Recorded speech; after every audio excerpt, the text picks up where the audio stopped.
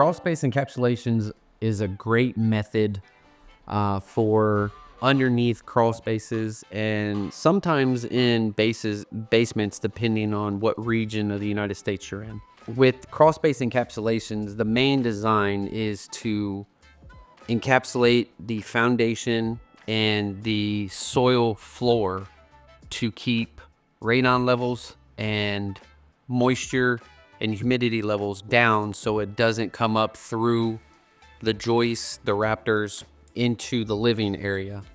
It helps keep the mold out of the joists.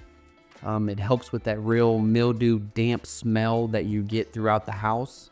It will help with keeping the center of the crawl space from settling because the joist itself is not being affected anymore. When you do a crawl space encapsulation, the main design is to maintain a certain humidity level in the crawl space that is not going to affect the rest of the home. When we do a crawl space encapsulation, we put a sump pump in the crawl space and we run the perimeter of the foundation with a interior drain tile. What that does is it allows the moisture that is building up somewhere to go, so it's not setting under the encapsulation itself, and it keeps the humidity levels down drastically. When you do that, you are collecting the water that is causing the humidity levels and the mold and mildew smells with a sump pump, a interior drain, and a dehumidifier. You're taking care of all the issues that can arise from a crawl space.